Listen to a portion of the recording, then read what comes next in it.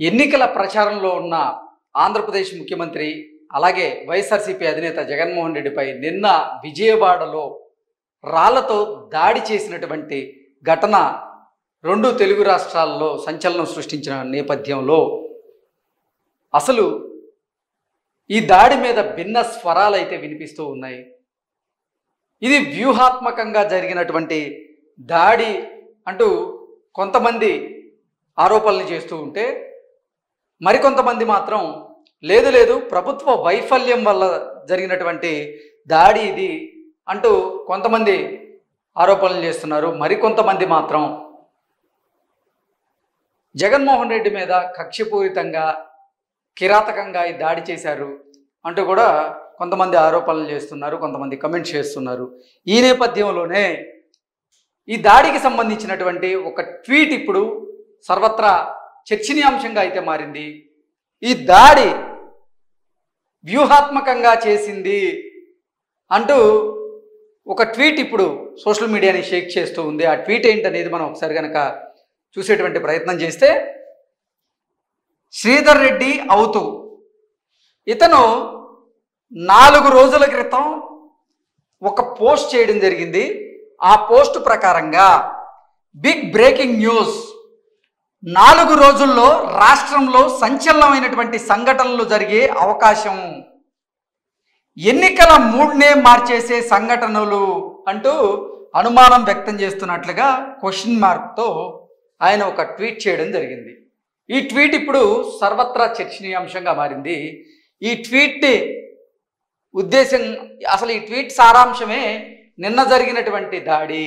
అంటే జగన్మోహన్ రెడ్డి మీద దాడి జరగబోతున్నట్లుగా 4 రోజుల క్రితమే శ్రీధర్ రెడ్డి అవుతుకి ఎలా తెలుసు? ఇదంతా వైఎస్ఆర్సీపీ నాయకులు, వైఎస్ఆర్సీపీ కార్యకర్తలు పక్కా ప్రణాళిక ప్రకారంగా ఈ దాడి ఒక డ్రామాగా చేయించారు అంటూ కూడా ఇప్పుడు కొంతమంది ఈ దాడి మీద ఆరోపణలు చేస్తున్నటువంటి నేపథ్యంలో, ఈ శ్రీధర్ రెడ్డి గారు గతంలో జగన్మోహన్ రెడ్డి గారిని కలిసిన సందర్భంగా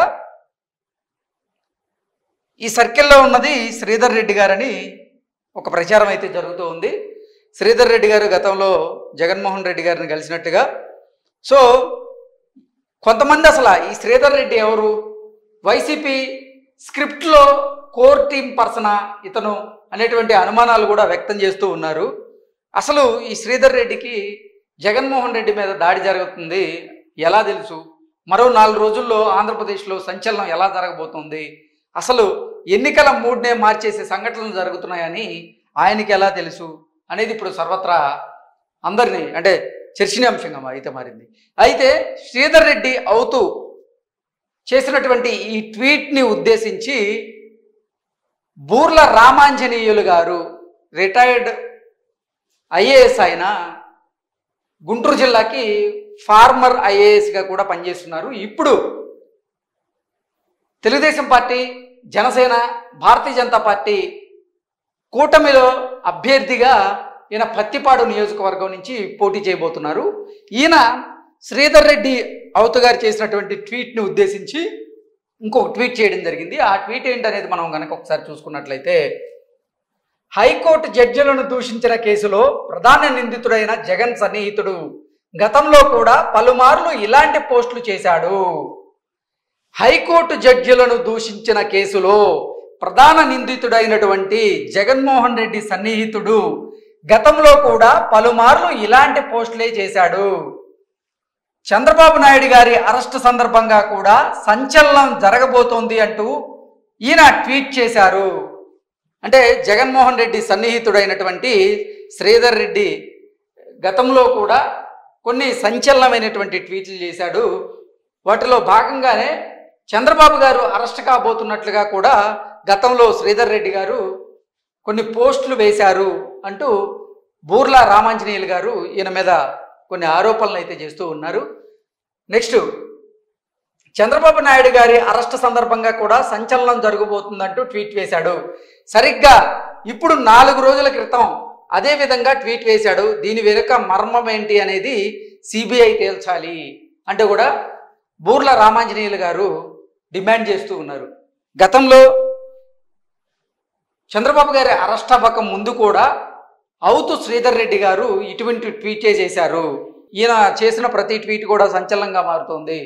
సో ఇప్పుడు కూడా 4 రోజుల క్రితం ఆంధ్రప్రదేశ్లో సంచలన విషయాలు జరగబోతున్నాయి, సంచలన సంఘటనలు జరిగే అవకాశం ఉంది అంటూ ఆయన ట్వీట్ చేయడం, ఎన్నికల మూడ్నే మార్చేసేలా సంఘటనలు ఉంటాయి అంటూ కూడా ఆయన క్వశ్చన్ మార్క్తో ట్వీట్ చేయడాన్ని ఇప్పుడు ఒక అనుమానంగా భావిస్తూ, అసలు ఈ శ్రీధర్ రెడ్డి అవుతూ ఎవరు, ఈయనకి వైసీపీకి సంబంధం ఏంటి, అసలు 4 రోజుల్లో ఆంధ్రప్రదేశ్లో ఏం జరగబోతుందనేది ఆయనకి ఎలా తెలుసు?